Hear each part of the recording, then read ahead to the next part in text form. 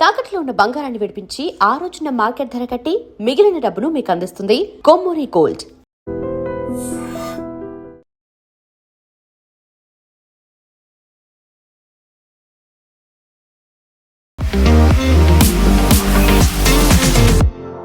So ప్రతిసారి మోదీ గురించి Trump మాట్లాడుతూనే ఉంటారు. అందులో very good friend, close friend అనేది చెప్తూనే నేను సంతోషంగా లేను, నన్ను హ్యాపీగా ఉంచడానికి ఆయన ప్రయత్నాలు చేస్తున్నారు అంటే వాట్ డస్ ఇట్ మీన్? నిజంగానే మనం ఇంకొకరి కోసమే వర్క్ చేస్తున్నామా? ఇంకొకరిని ప్లీజ్ చేయడానికి, అప్పీలింగ్గా ఉండడానికి? ట్రంప్ ఫస్ట్ ఒక రియల్ ఎస్టేట్ బిజినెస్ మ్యాన్, దాని తర్వాత ప్రెసిడెంట్. ఆయన ఎప్పుడు మాట్లాడుతున్నప్పుడు బిజినెస్ లాగానే మాట్లాడతారు. బిజినెస్ డీలింగ్ ఎట్లా చేస్తారు. రష్యా దగ్గర నుంచి ఆయిల్ కొనకూడదు మనం. సరే, మళ్ళీ చైనా కొంటున్నారు కదా, మీరు కొనుక్కోకూడదు. So why is it that only India should not buy అనేది ఒక పెద్ద క్వశ్చన్ వస్తుంది. కాకపోతే మళ్ళీ మనం ఒక కన్విన్సింగ్ మెథడ్లో వాళ్ళతో మాట్లాడుతున్నాము అనేది ఒకటి. ఇక్కడ ఉన్నటువంటి అంబాసిడర్లు వెళ్తున్నారు, లేదు మేము చూసారా, మేము బాగానే వర్క్ చేస్తున్నాం అనేది. అలా లాబియింగ్ అనేది ఎందుకు చేస్తున్నారు? లాబియింగ్ అనేది ప్రతి కంట్రీ చేస్తుంది. భారతదేశం నుంచి యూఎస్కి ఇప్పుడు ఏం ప్రాబ్లం లేదు యాక్చువల్లీ, టెక్నికలీ స్పీక్. అది ఎట్లా అయిందండి? మీరు ఇంత టారిఫ్ పెట్టిన తర్వాత కూడా మా ఎక్స్పోర్ట్స్ ఎట్లా పెరుగుతుందంటే డిమాండ్ ఉంది ఇండియన్ ప్రోడక్ట్స్. ఈ మధ్యన వెనిజులా మీద విపరీతమైన కోపం ట్రంప్ పెట్టుకున్నాడు. దానికి ప్రధానమైన కారణం తనకు రావాల్సినటువంటి నోబెల్ పీస్ ప్రైజ్ని అక్కడే ఉన్నటువంటి మచాడోకి వెళ్ళింది కాబట్టి వెనిజులా మీద విపరీతమైన కోపం ఉంది అనేది. అదొకటైనా, లేకుంటే కేవలం ఆయిల్ అని ఉంది దానికోసమని ఇంత ప్రెషర్ పెట్టారంటారా? ఇదేం దానికోసం మనం మాట్లాడే ముందు కూడా చెప్పాను నేను ఆయిల్ గురించి. ఇరాక్లో ఎందుకు వెళ్ళారంటే ఆయిల్ కోసం. అక్కడ క్రూడ్ ఆయిల్ ఉంది. నైజీరియాకి కూడా అదే వెళ్ళారు, ఎందుకంటే నైజీరియా దగ్గర ఆయిల్ ఉంది. వెనిజువేలా దగ్గర కూడా ఆయిల్ ఉంది. ప్రాబ్లం ఎక్కడ వచ్చిందంటే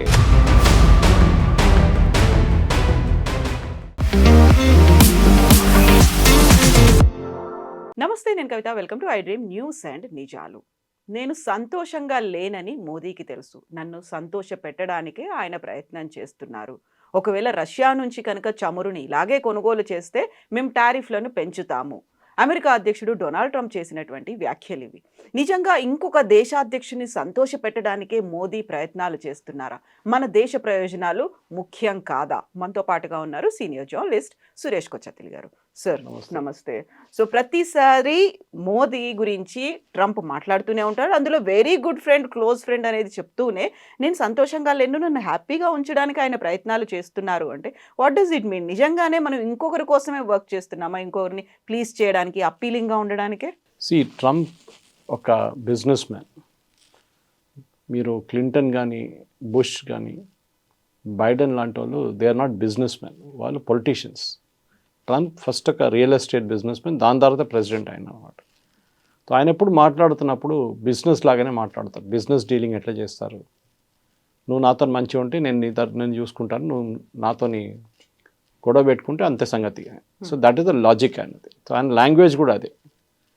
ఆయనకి ఏంటంటే రష్యా దగ్గర నుంచి ఆయిల్ కొనకూడదు మనం. దీనికన్నా ముందు కూడా చాలాసార్లు డిబేట్ చేశాం దీని మీద. సరే, మళ్ళీ చైనా కొంటున్నారు కదా, అది డిఫరెంట్. యూరోప్ కొంటున్నారు కదా మనకనే ఎక్కువ, అది డిఫరెంట్. కానీ మీరు కొనుక్కోకూడదు. So why is it that only India should not buy అనేది ఒక పెద్ద క్వశ్చన్ వస్తుంది. ఎందుకంటే ఇండియా ఆయిల్ ఒక్కటే కాదు కొనేది రష్యా దగ్గర నుంచి. మన మిలిటరీ ఎక్విప్మెంట్ కూడా చాలా మటుకు దీనికన్నా ముందు కొన్నాం. S-400 కొన్నాం నాడుమీట్లో. అప్పుడు కూడా చాలా గొడవ చేశారు రష్యాతో. ఇప్పుడు కూడా మనకి ఒక క్లోజ్ రిలేషన్షిప్ ఉంది. మనం తీసుకున్న ఆయిల్ డబ్బులతో రష్యా యుక్రెయిన్ బాంబ్ చేస్తారంటే మళ్ళీ అదే క్వశ్చన్ చైనా ఏం చేస్తున్నారు, యూరోప్ దగ్గర నుంచి తీసుకున్న గ్యాస్ డబ్బులు ఏం చేశారని అడగొచ్చు మనం. ఇది అప్పుడప్పుడు ప్రెసిడెంట్ ట్రంప్కి ఒక థ్రిల్ ఉందన్నమాట ఇట్లా చెప్పడానికి. ఏం చేస్తారు మోదీ, ఏం చేస్తారు చూడండి. ఎందుకంటే ఇప్పుడు దాకా మోదీ గారు ఏం చేయలేదు. మీరు మన దగ్గర బిఫోర్ యుక్రెయిన్ వార్ మనం రష్యా దగ్గర నుంచి చాలా తక్కువ క్రూడ్ ఆయిల్ కొనుక్కుంటుండే. దాని తర్వాత మనం యుక్రెయిన్ వార్ మొదలైనప్పుడు రష్యా దాన్ని $40 తగ్గించి రేట్ ఇచ్చినప్పుడు ఇంటర్నేషనల్ మార్కెట్లో $80 నుంచి $90 నడుస్తున్నప్పుడు ప్రెసిడెంట్ బైడెన్ ఏమన్నారంటే, మీరు ఆయిల్ కొనుక్కోండి రష్యా దగ్గర నుంచి, క్రూడ్ ఆయిల్ తీసుకోండి, తీసి ప్రాసెస్ చేసి మాకే అమ్మేయండి, లేకుంటే యూరోప్కి అమ్మేసుకోండి అని చెప్పి. మనం చేసింది కూడా అదే. మన కోసం కొంచెం ఉంచుకొని మిగతా మనం అమ్మేసుకున్నాం. ఎందుకంటే రష్యా దగ్గర నుంచి వస్తున్న ఆయిల్, క్రూడ్ ఆయిల్ కొంచెం హై గ్రేడ్ ఆయిల్ ఉంటుంది, అంటే థిక్నెస్, విస్కాసిటీ ఎక్కువ ఉంటుంది దానికి. సో దాన్ని ప్రాసెస్ చేయడానికి కొంచెం కష్టపడాల్సి వస్తుంది ఎక్స్ట్రా. మన దగ్గర జామ్నగర్ ఫెసిలిటీలో, రిలయన్స్ వాళ్ళ ఫెసిలిటీలో ఇది ప్రాసెసింగ్ ఫెసిలిటీ ఉంది మన దగ్గర. ఇప్పుడు అదే ప్రాబ్లం మన వెనిజువేలా కూడా చూస్తున్నాం అనమాట. Will come to that later. కానీ ప్రెసిడెంట్ ట్రంప్ ఇప్పుడు ఏమంటున్నారంటే, ఆయన ఈక్వేట్ ఎవరితో చేస్తున్నారు, రష్యా దగ్గర నుంచి మీరు ఆయిల్ కొనుక్కుంటారు, దానికోసం మనని హ్యాపీగా పెట్టాలంటే రష్యా దగ్గర నుంచి ఆయిల్ తక్కువ చేయండి.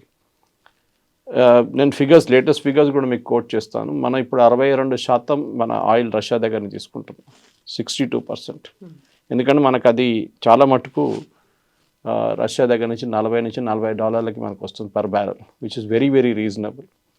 ఇంటర్నేషనల్ మార్కెట్స్ ఇప్పుడు కూడా 70 నడుస్తుంది, $30 తక్కువ, చాలా తక్కువ మనకి. అదే టైంలో మన అమెరికా దగ్గర నుంచి కూడా క్రూడ్ ఆయిల్ కొంటున్నాం మనం. కానీ ఇప్పుడు దాని ముందు తక్కువ ఉండే, ప్రెసిడెంట్ ట్రంప్ వచ్చిన తర్వాత కొంచెం ఎక్కువ చేసాం ఇప్పుడు.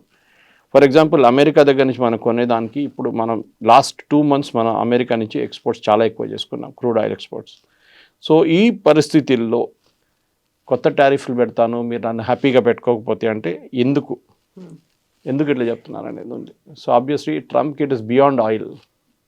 ఆయనకంటే మా దగ్గర నుంచి కొంచెం ఆయుధాలు కొనండి, ఇంకా కొంచెం అపాషే హెలికాప్టర్స్ కొనండి, F-35 మీరు కొంటలేడు నా దగ్గర.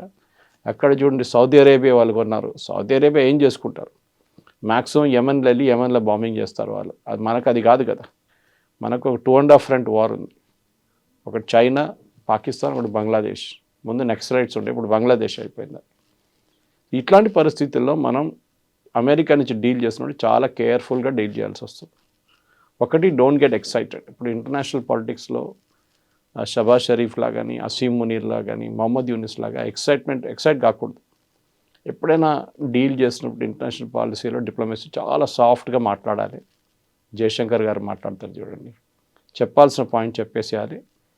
రిప్లై చేయకుంటే బాగుంటుంది, రిప్లై చేస్తే ఇంకా పెద్ద ప్రాబ్లం అవుతుంది. ట్రంప్ అన్నారు ఇట్లా, ఏమంటారు మోదీ గారు అంటే, మోదీ గారు ఏమన్నారు, మోదీ గారు క్వైట్గా కూర్చుంటారు. చెప్పాల్సింది మెసేజ్ వెళ్ళిపోతుంది అక్కడికి. మేము మీ దగ్గర నుంచి క్రూడ్ ఆయిల్ కొంటున్నాం కదా, మీకు ప్రాబ్లం ఏంటి, రష్యా దగ్గర నుంచి కొంటున్నాం, మీ దగ్గర నుంచి కొంటున్నాం. So what is the issue no issue at all. కానీ అప్పుడప్పుడు కూడా ఆయనకి మెయిన్ ప్రాబ్లం ఏంటంటే మన ట్రేడ్ టాక్స్ ఆగిపోయింది. ఇప్పుడు చాలా మటుకు ట్రేడ్ టాక్స్ మొత్తం కొలాప్స్ అయిపోయింది ఆల్ ఓవర్ ద వరల్డ్. థాయిలాండ్తో సైన్ చేశారు, అది కొలాప్స్ అయిపోయింది ట్రేడ్ టాక్స్. యూఎస్ది, వియట్నాంతో సైన్ చేశారు, అది కూడా ఎక్కడికి వెళ్ళట్లేదు. యూకేతో ఒకటే ఉంది, అది నడుస్తుంది. అది పాత ట్రేడ్ టాక్స్లో కూడా వాళ్ళ దగ్గర ఉండే FTA ఉండే ఒకటి. సో ప్రెసిడెంట్ ట్రంప్కి ఇప్పుడు మొత్తం సీన్ అంతా మారిపోయింది. ఎందుకంటే అమెరికాలో ఇప్పుడు మిడ్ టర్మ్ పోల్స్ రాబోతుంది, ఇన్ఫ్లేషన్ చాలా ఎక్కువ ఉంది, అన్ఎంప్లాయ్మెంట్ కూడా చాలా ఎక్కువ. సో ఆయనకి పొలిటికల్గా అమెరికాలో చాలా పెద్ద ప్రాబ్లమ్స్ ఉన్నాయి. అది కాకుండా మనం చూస్తున్నాం H-1B వీసా కానివ్వండి, ఆయన చెప్పిన మట్టుకు అక్కడ ఉన్న అమెరికన్లో ఉన్న ఇండియన్స్ అని కాదు, ఎవరైనా వీసా మీద చిన్న చిన్న వయలేషన్స్ చేస్తే కూడా వాళ్ళని పంపించేస్తున్నారు. If your driving under the influence కానివ్వండి, లేకుంటే ఏదైనా ట్రేడ్లో మన ఏం చెప్తారు, మీరు ట్రాఫిక్ వయలేషన్ చేస్తే దాన్ని కూడా వేసుకుంటున్నారు వాళ్ళు. అన్ని పట్టుకు బయట పంపించేస్తున్నారు వాళ్ళు. So this is not correct technically speaking. కానీ అది నడుస్తుంది, అది ఏం చేయలేము మనం ఇప్పటికైతే. ఈ మెయిన్గా ప్రెసిడెంట్ ట్రంప్తో డీల్ చేస్తున్నప్పుడు we should be A transactional person. సరే మేము కొనట్లేదా, ఎంత కొన్నాం, మేము 12% కొన్నాం పోయిన నెలలో, సరే ఈ నెల 14 కొంటాం, హ్యాపీ చాలా నెక్స్ట్ స్టెప్. ఇట్లా వెళ్తుందన్నమాట. మనం ఇది చేసుకుంటూ వెళ్తున్నప్పుడే దీని మెయిన్ రీజన్ అమెరికాతో డీల్ చేసేది ఒక డిప్లొమాటిక్ సొల్యూషన్గా ఉంటుంది. కాకపోతే మళ్ళీ మనం ఒక కన్విన్సింగ్ మెథడ్లో వాళ్ళతో మాట్లాడుతున్నాము అనేది ఒకటి. ఇక్కడ ఉన్నటువంటి అంబాసిడర్లు వెళ్తున్నారు, లేదు మేము చూసారా, మేము బాగానే వర్క్ చేస్తున్నాం అనేది. అలా లాబియింగ్ అనేది ఎందుకు చేస్తున్నారు? లాబింగ్ అనేది ప్రతి కంట్రీ చేస్తుందండి. ఓకే, ఇప్పుడు లాబింగ్ ఎవరు చేయట్లేదు. ఆ వర్డ్ ఎక్కడి నుంచి వచ్చిందంటే, ఈ హోటల్ లాబీలో వెయిట్ చేస్తున్న కొంతమంది PR వాళ్ళు ఉంటారు, పబ్లిక్ రిలేషన్స్ వాళ్ళు. సో ఈ సెనేటర్స్ కానీ సీనియర్ పొలిటీషియన్స్ అంతా హోటల్లో ఉన్నప్పుడు, ఏదైనా కాన్ఫరెన్స్కి వచ్చినప్పుడు వీళ్ళు లాబీలో వెయిట్ చేస్తారు. లేకుంటే క్యాపిటల్ హిల్ వాళ్ళ పార్లమెంట్ అనొచ్చు, అక్కడ ఉన్నప్పుడు అక్కడ లాబీలో వెయిట్ చేస్తారు వాళ్ళు. అక్కడ వాళ్ళు దిగి వచ్చినప్పుడు వాళ్ళని కౌట్ చేసి వాళ్ళ దగ్గర మాట్లాడి, మా పాయింట్ ఆఫ్ వ్యూ ఇది ఉందండి చూసుకోండి అని చెప్పేసి. భారతదేశం నుంచి యూఎస్కి ఇప్పుడు ఏం ప్రాబ్లం లేదు యాక్చువల్లీ, టెక్నికలీ స్పీకింగ్. మనకు కూడా ఇష్యూ లేదు. మన డిసెంబర్ ఫిగర్స్ ఇంకా రాలేదు, కానీ November exports very high, especially to the US. అది ఎట్లా అయిందండి, మీరు ఇంత టారిఫ్ పెట్టిన తర్వాత కూడా మా ఎక్స్పోర్ట్స్ ఎట్లా పెరుగుతుందంటే డిమాండ్ ఉంది ఇండియన్ ప్రోడక్ట్స్కి. నడుమిట్లో ప్రెసిడెంట్ ట్రంప్ 50 ఇండియన్ ప్రోడక్ట్స్ మీద టారిఫ్ తగ్గించేశారు క్వైట్గా ఒక 2 నెలల ముందు. Spices, tea, basmati rice. ఎందుకంటే అక్కడ కన్జ్యూమ్ చేస్తున్న అమెరికన్ పాపులేషన్ దీని టారిఫ్ కడుతున్నారు. సో నేను దీంట్లో ముందు కూడా ఎక్స్ప్లెయిన్ చేశాను. $10 ఒక ప్రోడక్ట్ మనం ఇక్కడి నుంచి పంపిస్తే 50% టారిఫ్ పెడితే అది $15 అయిపోతుంది. దాని తర్వాత రీటైలర్ ఆయన మార్జిన్ పెట్టి $16-17 అమ్ముతాడు. ఈ డిఫరెన్స్ ఎవరు కడుతున్నారు? $8 ఎక్స్ట్రా, $8 ఎక్స్ట్రాస్ని ఎవరు కడుతున్నారు? ఫస్ట్ ఎవరు ఇంపోర్ట్ చేస్తున్నారు వాళ్ళు కడుతున్నారు, కంపెనీ. దాని తర్వాత వాళ్ళు టార్గెట్ కానీ వాల్మార్ట్కి పంపించినప్పుడు వాళ్ళ దగ్గర నుంచి కూడా అది కలెక్ట్ చేసుకుంటున్నారు. ఫైనలీ కన్జ్యూమర్ కడుతున్నారు. సో యూఎస్ కన్జ్యూమర్కి $10 దొరికే ఒక ప్రోడక్ట్ ఇప్పుడు $17 వస్తుంది. అందువల్ల $600 బిలియన్ వాళ్ళకి వచ్చాయని కూడా చెప్పుకుంటున్నారు కదా. ఎవరి దగ్గర నుంచి? వాళ్ళ సిటిజన్స్ దగ్గర నుంచే గుంజుకున్నారు. ఆలోచించండి. ఎమ్మెల్యే ఏమంటున్నాడు, మీకు కావాలంటే నేను కొంచెం రిలీఫ్ ఇస్తాను, ట్యాక్స్ రిలీఫ్ ఇస్తానంట. అంటే మీ దగ్గర నుంచి డబ్బులు తీసుకొని మీకే రిటర్న్ ఇస్తున్నారంట. అది ఎక్కడ లాజిక్ అండి? అర్థం కాదు. సో కాబట్టి మెయిన్ థింగ్ ఏంటంటే అమెరికాతో డీల్ చేసినప్పుడు ట్రాన్సాక్షనల్గా మాట్లాడుతున్నప్పుడు ట్రాన్సాక్షనల్గా మాట్లాడాలి మనం, ఇంకే లాంగ్వేజ్లో మాట్లాడకూడదు. అమెరికాతో ఉన్న డిప్లొమసీ మీరు బుష్ టైంలో కానీ, క్లింటన్ టైంలో కానీ, ఒబామా టైంలో కానీ, బైడెన్ టైంలో కానీ చాలా డిఫరెంట్గా ఉండే. అది మనతో ఒక్కరితో కాదు, అన్ని దేశాలతో అదే నడుస్తుంది. ట్రంప్ ఫస్ట్ టర్మ్లో ఐ లవ్ పుటిన్ అన్నారు, I love north Korean dictator Kim Jong Un నా క్లోజ్ ఫ్రెండ్ అన్నారు, వెళ్ళి కలిశారు కూడా ఇద్దరు. ఆయనకి ఎట్లా అంటే ఒక ఐడియోసింక్రసీ వస్తుంది. ఆయనకు ఒక లోకంలో నేనే కంట్రోల్ చేయాలి, అందరు నన్ను గుర్తుపెట్టుకోవాలి. So this is what his logic is. So మనం కూడా అదే లాజిక్లో ఆడాలి గేమ్ కూడా. ఇప్పుడు ఇది ఒక ఏం చెప్తారు, నేనే అందరికన్నా పెద్దోడు అంటే మీరు చెప్పాలి కరెక్ట్, మీరే అందరికన్నా పెద్దోడు. మీ లేకుండా లేరు, లోకం ఎట్లా నడుస్తుంది అంటే చాలా హ్యాపీ. ఇంకా షబాజ్ షరీఫ్, అసీం మునీర్ ఇదే చేస్తారు. అక్కడ వైట్ హౌస్కి వెళ్ళి పాట పాడతారు ట్రంప్ది, you are the greatest, you are the greatest, you అని ఈగో మసాజ్ చేస్తున్నారు అన్నమాట. మనం అది ఎక్కువ చేయట్లేదు, మోదీ గారు చేయరు కూడా. అది టారిఫ్ పెట్టినప్పుడు ట్రంప్ ఏమనుకున్నారంటే మనం ప్యానిక్ అయిపోతాం, అయ్యో అమ్మో అని కొట్టుకుంటాం అనుకున్నాం, కానీ జరగలేదు. We were very quiet, okay no problem, tariff వేసారుగా చూసుకుందాం. We expanded our market. Shrimp మనం లోకల్గా అమ్మడం మొదలుపెట్టాం, యూరోపియన్ మార్కెట్స్ తీసుకెళ్ళాం. కీటెక్స్ లాంటి కంపెనీస్ డొమెస్టిక్ మార్కెట్ అప్రోచ్ అయ్యారు, దాని కాకుండా యూరోపియన్ మార్కెట్ చూసుకున్నారు. ఇప్పుడేమో అమెరికా నుంచి వాపస్ వాళ్ళ ప్రోడక్ట్స్ వాళ్ళే పిలుస్తున్నారు, మాకు బంగ్లాదేశ్ డ్రెస్సులు వద్దు, మీరే పంపించండి అని చెప్పేసి. క్వాలిటీ ఆల్సో మ్యాటర్స్ అన్నమాట. సో మనం టెన్షన్ పెడక్కర్లేదు. కీప్ మీ హ్యాపీ అంటే we will keep you happy, no problem. ఆయనకి ఏంటంటే ఎక్కడ మినరల్స్ దొరుకుతుందో, ఎక్కడ ఆయిల్ దొరుకుతుందో, ఎక్కడ నా క్రిప్టో కరెన్సీ కంపెనీలో ఎవరు ఇన్వెస్ట్ చేస్తారో వాళ్ళందరూ మంచోళ్ళు. ఇదే మడూరో వెనజువేలన్ ప్రెసిడెంట్ ఒక $100 బిలియన్ ట్రంప్ కంపెనీలో పెట్టారనుకోండి, ఇప్పుడు దాకా ఆయన అక్కడ ప్రెసిడెంట్గానే ఉండిపోతుండే వెనజువేలాది. అన్ని సాత్కూన్ మాఫ్ అంటారు కదా, అలా అన్ని పోయేవి. కరెక్ట్. ఇది so this is what it is all about. End of the day Trump politics చాలా క్లియర్. ఆయనకు తెలుసు ఆయన ఉండబోయే 4 సంవత్సరాలు, దీని తర్వాత నెక్స్ట్ ప్రెసిడెంట్ ఎవరు వస్తారో తెలియదు, వాళ్ళు వచ్చిన పాలసీ కంటిన్యూ కావాలని లేదు. యూరోపియన్స్ ఇప్పుడు ఏం అనట్లేదు. కియర్ స్టామర్ కూడా డిప్లొమాటిక్లీ అక్కడ లేని ఇక్కడ లేని అట్లా మాట్లాడుతున్నారు. అమెరికాలో ఉన్న ఆయన ఏమన్నారు, వెస్టర్న్ హెమిస్ఫియర్ వైపు ఎవరు రాకూడదు, సో ఈ keep away from western hemisphere. మనం ఇప్పుడు యుఎస్ ఆయిల్ కొంటున్నప్పుడు మనం ఎంత దూరం నుంచి తీసుకొస్తున్నాం ఆలోచించండి. Geographically it is very far. మనం సౌదీ అరేబియా దగ్గర నుంచో, లేకుంటే బహ్రెయిన్ దగ్గర నుంచో, ఖతార్ దగ్గర నుంచి న్యాచురల్ గ్యాస్ కొనుక్కుంటే మనకు చాలా దగ్గర, 3 రోజులు వచ్చేస్తుంది మనకి షిప్. అది కాదు కదా, అమెరికా నుంచి రావాలి, మొత్తం తిరిగి రావాలి. So it takes a long time and cost కూడా చాలా ఎక్కువ. కానీ అప్పుడప్పుడు we have to keep America happy, అదొక పాలసీ. బట్ మనం అంత సటిల్గా ఉండాల్సినటువంటి అవసరం ఏముంది? అంత కామ్గా సైలెంట్గా ఉండి బోల్డ్ అని క్వశ్చన్స్ ఉన్నాయి, దేని గురించి మాట్లాడకుండా ప్రతిసారి మనల్ని ప్రొవోక్ చేస్తున్నట్టుగా ఉంటే, నాట్ ఓన్లీ మోదీ, మొత్తం భారతదేశాన్ని అంతా అలా ప్రొవోక్ చేస్తున్నట్టుగా ఉంటే కామ్‌గానే పని చేసుకుంటూ వెళ్తున్నాం. ఇది కాకపోతే ఇంకోటి అన్నట్టుంటే అక్కడ బోలెడన్ని క్వెషన్స్ వస్తున్నాయి. ఆన్సరబుల్‌గా ఉన్నారా? అకౌంటబిలిటీ ఉందా? అనేది ఉంది. ఆ తర్వాత ఇప్పుడు వెరీ రీసెంట్‌గా వెనిజువేలా మీద అటాక్ చేసి అక్కడ ఉన్నటువంటి ప్రైమ్ మినిస్టర్‌ని పట్టుకెళ్ళిపోతే మనం ఏం మాట్లాడకుండానే అలాగే సైలెంట్ స్పెక్టేటర్స్ లాగా ఎందుకున్నారు? Why we are not taking any stand అనేది వస్తుంది కదా! అది అమెరికా అంటే భయమా? అనేటువంటి క్వెషన్‌లు కూడా ఉన్నాయి కదా! Why should be take a stand? Venezuelan president మనకేమైనా పెద్ద పనేం చేసి పెట్టారు? ఏం చేయలేదు కదా. ఇన్ఫ్యాక్ట్ మన దగ్గర ఉన్న ఓఎన్జీసీది ఒక ఇంటర్నేషనల్ ఆర్మ్ది అక్కడ డ్రిల్ చేస్తున్న కంపెనీ డబ్బులు మనకి ఇంకా రాలేదు. రోజుకి 5,000 బ్యారెల్ ఇస్తున్నారు, అది మనకు రాలేదు లాస్ట్ 5 సంవత్సరాల్లో. వాళ్ళ ప్రాబ్లమ్స్ వాళ్ళకు ఉందిలే, అది సపరేట్. సో మన ఎందుకు వెనిజువేలన్ ప్రెసిడెంట్ పట్టుకెళ్తే పెట్టుకెళ్ళారు కథ. మన ప్రెసిడెంట్ పట్టుకెళ్ళలేదు కదా. Why should be react? We will react. Suppose Asim మున్నీని పట్టుకెళ్ళారు అనుకోండి, then we will react to it. అరే మీరు చేసిన తప్పని చెప్తాం అప్పుడు, ఎందుకంటే పాకిస్తాన్ దగ్గరే కదా, ఒక ఇంపాక్ట్ ఉంది. ఎక్కడో ఉన్న వెనిజువేలాలో ఎవరు రియాక్ట్ అయ్యారు చూడండి. లోకంలో ఏ కంట్రీస్ రియాక్ట్ అయ్యారు? లాటిన్ అమెరికాలో 2-3 కంట్రీస్ రియాక్ట్ చేశారు.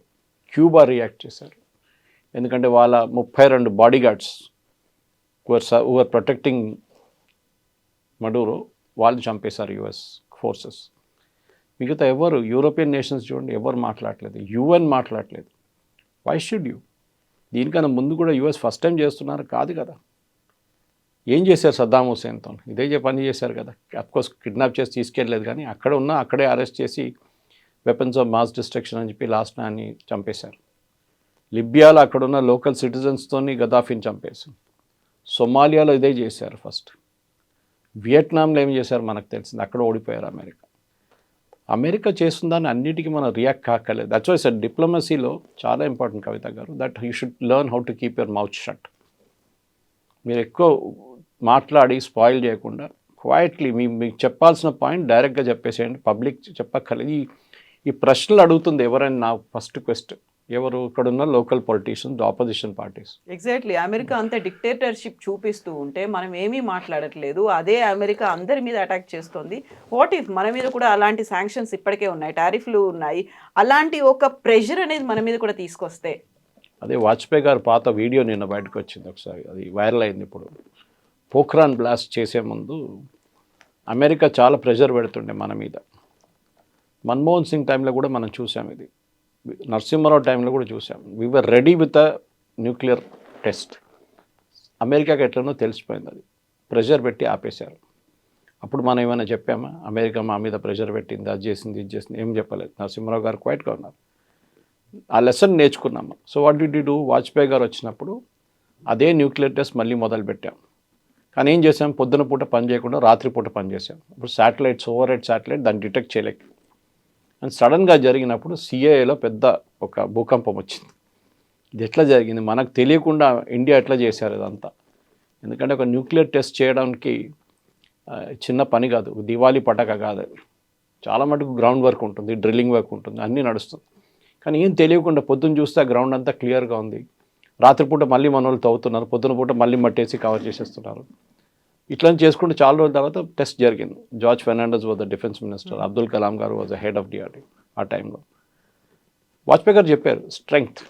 ఎందుకంటే నాకు అప్పుడు కూడా స్వామి వివేకానంద ఒక కోట్ గుర్తొస్తుంది. స్వామి వివేకానంద అన్నారు, ఇప్పుడు చాలా సంవత్సరాలు ఉంది ఆయన ఉన్నప్పుడే, దట్ స్ట్రెంగ్త్ ఇస్ రెస్పెక్టెడ్. ఎవరైనా హూ హెస్ గాట్ స్ట్రెంగ్త్ వాళ్ళని రెస్పెక్ట్ చేస్తారు, వీక్ ఉన్న వాళ్ళని ఎవరు పట్టించుకోరు. దాన్ని మీరు లా ఆఫ్ ద జంగిల్ కూడా అని చెప్పొచ్చు. లా ఆఫ్ ద జంగిల్ చాలా క్లియర్. అక్కడున్న వీక్ ఉన్న యానిమల్స్ని పులి తినేస్తుంది, లేకుంటే సింహం తినేస్తుంది.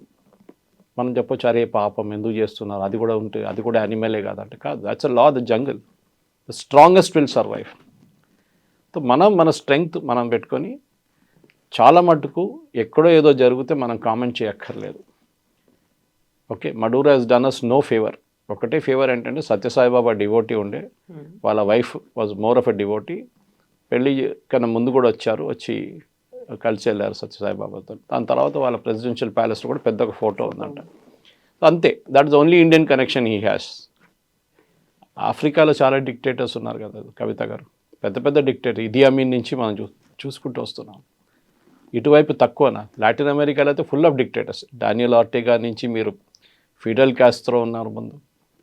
మనం ఎందుకు నేమ్ చేయాలి? ఇప్పుడు కమ్యూనిస్ట్ వాళ్ళు ఒక ప్రెస్ నోట్ తీశారు మొన్న, దట్ అది ఇది లెఫ్టిస్ట్ అది అని చెప్పి. లాస్ట్ భారతదేశం దీన్ని ఖండించి ఏం చేసుకుంటామండి? ఎవడు పట్టించుకోరు. ఎక్కడో సాలిడారిటీ అనేది ఏం అక్కడ డస్ట్బిన్లో పడేస్తారు, ఎవరు చూడరు కూడా. What America doesn't care, world doesn't care. దానికోసం యూకే ఏమన్నారు, యూకే ప్రైమ్ మినిస్టర్ చేసిన తప్పే కానీ okay let us forget it. ఎందుకంటే మడూరో is not a Jesus Christ. ఆయన చేసిన పనులు మనందరికి తెలిసిందే. అట్లాంటి చాలామంది డిక్టేటర్, పినోషే ఉన్నారు చిలేల ముందు. నేను స్కూల్లో చదువుతున్నప్పుడు నాకు గుర్తుంది. ఆ టైం నాకు ఒక పెన్ ఫ్రెండ్ ఉండే అక్కడ. ఆయన దట్ అబ్బాయి used to send me stamps అక్కడ జరుగుతున్న అత్యాచారాల గురించి రాస్తుండే. So I was wondering how is able to do it. నేను అప్పుడు హై స్కూల్లో ఉన్నాను ఆ టైంకి. అట్లాంటి పరిస్థితి నుంచి ఆఫ్రికా నుంచి చూడండి, లాటిన్ అమెరికా చూడండి, అన్స్టేబుల్ రెజ్యూమ్స్ ఉంటుంది అక్కడ అన్ని. కొలంబియా తక్కువనండి కవిత గారు, వీళ్ళకంటే పెద్ద ప్రాబ్లం కొలంబియా. ప్రెసిడెంట్ ట్రంప్ కొలంబియాతో డీల్ చేస్తారు, తర్వాత చేస్తారు డెఫినెట్గా. ఇరాన్లో ఏం జరుగుతుంది? ఇరాన్లో ఉన్న అయత్తోళ్ళు చేసిన గొడవ, అక్కడ వాళ్ళ ప్రజల మీద చేస్తున్న ఫైరింగ్ అంతా ఈసారి ఎందుకు జరగట్లేదు? ఇప్పుడు జరుగుతున్న ప్రొటెస్ట్లో వాళ్ళ ప్రెసిడెంట్ అంటున్నారు కరెక్ట్, ఒక ప్రాబ్లం ఉంది, మన రియాల్ మొత్తం డివాల్యూ అయిపోయింది, అసలు ద వర్త్లెస్ పేపర్, కానీ నేనేం చేయలేను. నీళ్ళు లేదు, నేనేం చేయలేను. ఫ్యూయల్ షార్టేజెస్ ఉంది, నేనేం చేయలేను.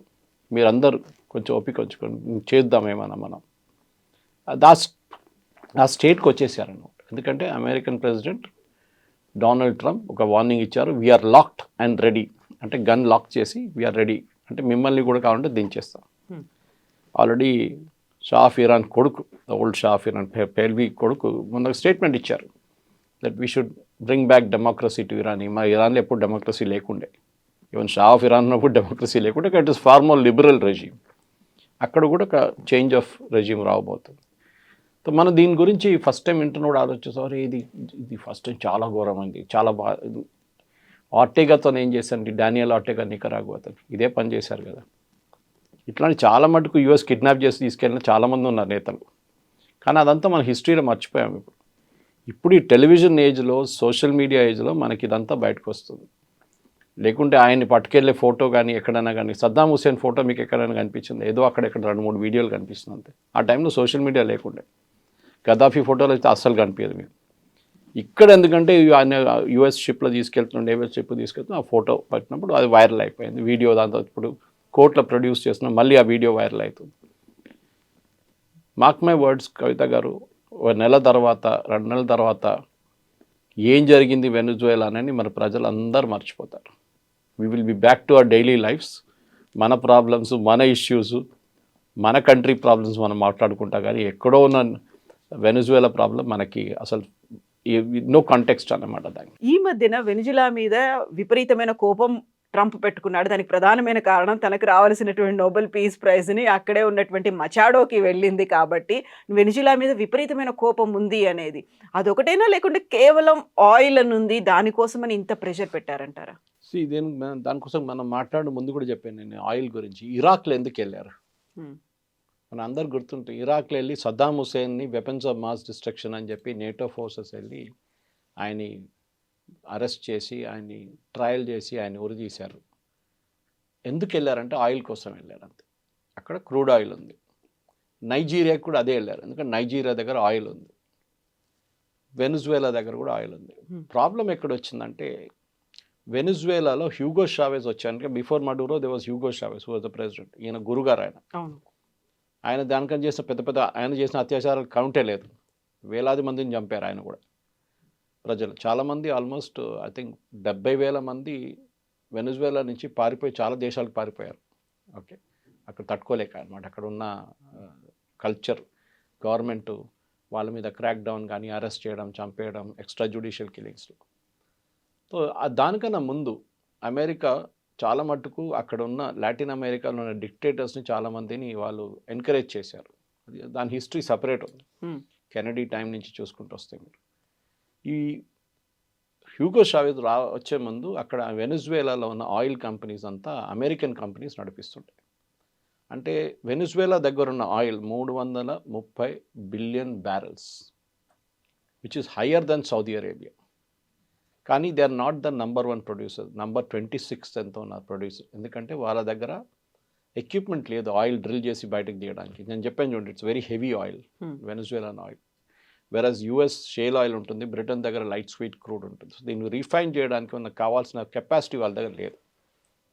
డ్రిల్ చేసి బయటికి తీయడానికి ఉన్న కెపాసిటీ కూడా లేదు. పాత ఎక్విప్మెంట్ ఉంది వాళ్ళ దగ్గర, రష్యన్ టైం నుంచి ఉన్న ఎక్విప్మెంట్ ఉంది. దాని తర్వాత చైనీస్ వాళ్ళు ఏదో తీసుకొచ్చి పెట్టారు, అది కూడా పనిచేయట్లేదు. సో అప్పుడున్న అమెరికన్ కంపెనీస్ షెవ్రాన్ ఉండొచ్చు, ఎక్సాన్ మొబైల్ ఉండొచ్చు, వీళ్ళందరూ ఆ టైంలో చాలా డబ్బులు పెట్టి ప్రాస్పెక్ట్ చేసేసి ఆయిల్ డ్రిల్లింగ్లో మనకు అందరు తెలిసిందే. ఇప్పుడు మన బోర్వెల్ లాగానే తవ్వుతే నీళ్ళు వస్తుందో లేదో తెలియదు, వస్తే మంచిది. 100 ఆయిల్ వెల్ డ్రిల్ చేస్తే, ప్రాస్పెక్ట్ చేస్తే దాంట్లో 10లో ఆయిల్ కనిపిస్తుంది, 5 నుంచి ఆయిల్ ఎక్స్ట్రాక్ట్ చేసుకోవచ్చు కమర్షియల్గా. కానీ ఆ 90 వెల్స్ కాస్ట్ ఎవరు? అది వీళ్ళే సాధించాలి, వీళ్ళ పైప్ నుంచే పోతుంది, లాస్ అది. కానీ ఒక లార్జర్ చూస్తే over a period of time దాన్ని గెయిన్ చేస్తా అనుకున్నా. కానీ హ్యూగో చావెజ్ వచ్చిన తర్వాత ఈ అమెరికన్ కంపెనీ ఇంత బిలియన్స్ ఆఫ్ డాలర్స్ డబ్బులు పెట్టి ప్రాస్పెక్ట్ చేసేసిన ఆయిల్ ఓవర్ నైట్ ఆయన నేషనలైజ్ చేసేసారు. ఇది చాలా దేశాల్లో జరిగింది అదే టైంలో. ఈవెన్ ఇందిరాగాంధీ గారు మన ఇండియాలో ఉన్న బ్యాంక్స్ని నేషనలైజ్ చేసింది అంతే. ఎందుకంటే ఆంధ్ర బ్యాంక్ అని, సిండికేట్ బ్యాంక్ అని, కెనరా బ్యాంక్ అని, పంజాబ్ నేషనల్, వీళ్ళందరూ ప్రైవేట్ బ్యాంక్స్ ఉండే ఇండియాలో. ఐసిఐసిఐ, హెచ్డిఎఫ్సి ఇప్పుడు వచ్చాయి కదా లాస్ట్ 20-25 ఇయర్స్లో. దానికన్నా ముందు మన దగ్గర ప్రైవేట్ బ్యాంక్సే ఉండే. ఇండిపెండెన్స్ టైంలో ఈ చెప్పిన కాంగ్రెస్ లీడర్స్ అందరూ దాన్ని ఎంకరేజ్ చేశారు, ప్రైవేట్ బ్యాంక్స్ని చాలా బాగా నడిపించారు వాళ్ళు. సో ఆ బ్యాంక్స్ కూడా ఇందిరాగాంధీ గారు నేషనలైజ్ చేశారు. టాటా వాళ్ళ ఎయిర్ ఇండియాని కూడా నేషనలైజ్ చేసేసింది ఆమె. హెచ్ఏఎల్ అది కూడా నేషనలైజ్ చేసేసింది, అది కూడా ప్రైవేట్ కంపెనీ ఉండే ముందు, హీరాచంద్ గ్రూప్ ఉండే. సో అట్లాంటి పరిస్థితి ఈవెన్ వరల్డ్ వైడ్ ఒక సోషలిస్ట్ యాంగిల్ వచ్చేస్తుంది అన్నమాట. Indira Gandhi was also following socialism. ఆమెకు చాలా ఫేవరెట్ ఉండే 5-year ప్లాను, రష్యన్ సిస్టమ్ చాలా అనుకుంది ఆమె, this is the right way to do it అని. తర్వాత తెలిసింది మొత్తం ఫ్లాప్ షో అయిపోయిందని. సో అక్కడ కూడా నేషనలైజ్ చేసినప్పుడు వీళ్ళ డబ్బులు పెట్టిన డబ్బులు ఎంత పోయింది, billions and billions American companies డబ్బులు పోయింది. అప్పుడు పెట్టిన మిషనరీ ఇప్పుడు దాకా నడుస్తుంది. 50 సంవత్సరాల తర్వాత అదే మిషనరీ వాడుతున్నారు. సో అవుట్పుట్గా వాళ్ళ దగ్గర 330 బిలియన్ బ్యారెల్స్ ఆయిల్ ఉన్నప్పుడు నెక్స్ట్ 800 సంవత్సరాల దాకా వాళ్ళు తవ్వుకుంటే పోతే కూడా వాళ్ళ దగ్గర ఆయిల్ ఉంటుంది. అంత ఆయిల్ ఉంది వాళ్ళ దగ్గర వెనజువేలా, మోర్ దెన్ సౌదీ అరేబియా నేను చెప్పినట్టు, మోర్ దెన్ యుఎస్. కానీ దాన్ని వాళ్ళు ఎక్స్ట్రాక్ట్ చేయలేకపోతున్నారు. ఇప్పుడు ఏం చేస్తున్నారంటే ప్రెసిడెంట్ ట్రంప్ ఎందుకన్నారంటే that we will run Venezuela అనగానే ఎవరు అన్నారు, రన్ కాదు రూయిన్ వెనజువేలా అని చెప్పారు. ఒక ఐ పెట్టేస్తే అయిపోతుంది అనేది. ఆయన ఏమంటున్నారంటే అక్కడున్న ఆయిల్ ఇప్పుడు ఎక్స్ట్రాక్ట్ చేయలేము. ఈవెన్ వెనజువేలాకి రిటర్న్ మీరు నడిపించుకోండి అని వాళ్ళకి ఇచ్చేస్తే కూడా దే కెనాట్ రన్ ఇట్. వాళ్ళ దగ్గర ఎక్విప్మెంట్ లేదు, డ్రిల్లింగ్ ఎక్విప్మెంట్ కొత్త తీసుకురావాల్సి వస్తుంది, దానికి చాలా ఖర్చు అవుతుంది. అండ్ యూజువలీ మీరు ఇవాళ పెట్టుబడి పెట్టి ఎక్విప్మెంట్ ఒక 6 నెలల తర్వాత తీసుకొస్తే మీకు ఆ పెట్టుబడి ఇది ప్రాఫిట్ మీకు 10 సంవత్సరాల తర్వాతనే వస్తుంది. ఇన్ని రోజులు వెయిట్ చేయడానికి ఎవరైనా రెడీగా ఉన్నారా? That's a question. సో ఇట్లాంటి పరిస్థితుల్లో వెనజువేలా ఏం చేశారంటే చాలా మట్టి ఇంటర్నేషనల్ వాళ్ళకి కొంచెం ఫ్రెండ్లీగా ఉన్న నేషన్స్ దగ్గర అన్నారు, మీరు వచ్చి ఇక్కడ ఇన్వెస్ట్ చేసుకోండి, మా దగ్గర ఒక ఆయిల్ వెల్స్ మీరు తీసుకోండి, ఒక సెట్ మీరే డ్రిల్ చేసి మీరు తీసుకెళ్ళిపోండి, మాకు రాయల్టీ ఇచ్చేసేయండి, పర్ బ్యారెల్ ఇంత, $5 ఎంతైనా, that agreement they would have signed. మన దగ్గర నుంచి ఓఎన్జీసీ విదేశ్, మన oil and natural gas commission Videsh అని చెప్పి ఒక యూనిట్ ఉంది ఇంటర్నేషనల్. మనం అక్కడ వెళ్ళి డ్రిల్ చేయడం మొదలుపెట్టాం. We started producing oil. కానీ నడుమిట్ల ఈ యూఎస్తో వచ్చిన గొడవలో మన ఆయిల్ బంద్ అయిపోయింది ప్రొడక్షన్. మనకి రావాల్సిన రాయల్టీ రావట్లేదు, మనకి రావాల్సిన డబ్బులు లేవు, ఏం రావట్లేదు. సో ఆల్మోస్ట్ $1 బిలియన్ మనం అక్కడ ఖర్చు చేశాం వెనజువేలాలో. సో బహుశా ఈ ఆపర్చునిటీతో ట్రంప్ ఏమంటారంటే ఓకే అక్కడున్న కంపెనీలు ఇంటర్నేషనల్ కంపెనీస్ వాళ్ళు నడిపించుకోండి, except for China, you won't allow China's companies. మిగతా ఎవరు, ఎందుకంటే ఈ వెనజువేలన్ ఆయిల్లో అందరికైనా పెద్ద బయర్ చైనా. ఇన్ఫ్యాక్ట్ మొత్తం లాటిన్ అమెరికాలో కవిత గారు కంప్లీట్గా చైనీస్ డామినెన్స్ ఉంది. మీరు ఎక్కడని చూడండి, మీరు చిలీ నుంచి, నికరాగ్వా నుంచి, ఎక్వడార్ నుంచి ఎక్కడ చూసినా China has invested billions and billions Latin అమెరికాలో. So one of the reason president ట్రంప్కి ఇంత కోపం ఎందుకంటే చైనా మీద కోపం ఉంది. వాళ్ళని అక్కడి నుంచి ఎట్లా తెలియదు. ఎందుకంటే మీకు గుర్తుంటుంది పనామా కెనాల్ డిస్ప్యూట్ వచ్చినప్పుడు ఆయన ఏమన్నారు, పనామా కెనాల్ కట్టింది మేము, మా దగ్గర చాలామంది చనిపోయారు కట్టినప్పుడు, అంత కష్టం ఉండేది చాలా అది కన్స్ట్రక్ట్ చేయడానికి. అంతా అయిన తర్వాత ఇప్పుడు చైనీస్ వాళ్ళు వచ్చి కూర్చున్నారు అక్కడ, మా ఆర్మీ షిప్స్, మా నేవల్ షిప్స్ అక్కడి నుంచి వెళ్తున్నాడు, వీళ్ళు మానిటర్ చేస్తున్నారు, వీ వోంట్ అలౌ దిస్ అన్నారు. Exactly Panama is for us అని చెప్పారు. ఇది జరుగుతుంది అన్నమాట. ఈ పరిస్థితుల్లో ఇప్పుడు ఏం చేయబోతున్నారు అంటే ఒకటి మనకి మన $1 బిలియన్ ఇన్వెస్ట్ చేసి మనకు బహుశా ఇంకా అది రిటర్న్ తీసుకొచ్చి, లేకుంటే we can continue drilling. American companies big స్టైల్లో దిగుతారు. కానీ నేను చెప్పిన ప్రాబ్లం ఉంది. వాళ్ళకి ఇప్పుడు పెట్టుబడి పెడితే 10 సంవత్సరాల తర్వాతనే వాళ్ళకి రిటర్న్స్ అనేవి ఉంటాయి. రిటర్న్స్ ఉంటుంది. అన్ని రోజులు వెయిట్ చేయడానికి రెడీగా ఉంటారంటే నో.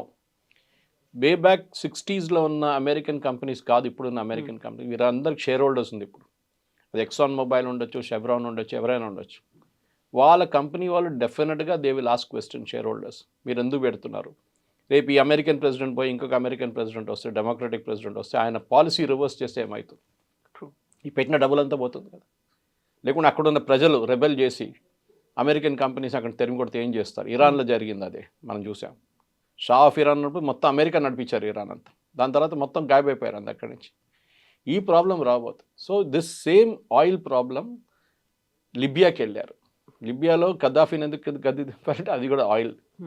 సో అమెరికాకి ఆయిల్ ఒక డిమాండ్ ఉంది, పెద్ద డిమాండ్. కానీ లాస్ట్ 10-15-20 సంవత్సరాల్లో చైనా హజ్ రీప్లేస్డ్ యుఎస్. ప్రతి చోట్ల ఆఫ్రికాకి వెళ్ళండి మొత్తం చైనీస్ రీప్లేస్మెంట్ ఉంది అక్కడ. పాకిస్తాన్ చూడండి, ఇప్పుడు యుఎస్ వచ్చేదాకా చైనీస్ కూర్చున్నారు. బెల్ట్ రోడ్ ఇనిషియేటివ్ అని చెప్పి వాళ్ళ దగ్గర పెద్ద స్కామ్ ఉంది ఒకటి. డబ్బులు పెడతారు, ఈ మన మనీ లెండర్స్ లాగా అనమాట. మన దగ్గర డబ్బులు ఇస్తారు చూడండి, మనీ లెండర్స్. ఇచ్చిన తర్వాత అది కట్టలేకపోతారు వాళ్ళు, అప్పు గుంజుకుంటారు వాళ్ళ అసెట్. సో ఇప్పుడు చైనాని ఏమీ అనలేక ఇంకొకరి మీద ప్రతాపాన్ని చూపిస్తున్నారు. అండ్ స్లోలీ ఇప్పుడు వార్నింగ్ ఏంటంటే చైనాకి, మీరు వెనిజువేలా పెట్టిన డబ్బులంతా పోయింది complete. You can just forget it. మీరు 10 బిలియన్ పెట్టారా, 15 బిలియన్ పెట్టారా, మీరు దానికి కావాల్సిన క్రూడ్ ఆయిల్ అయితే తీసుకెళ్ళిపోయారు.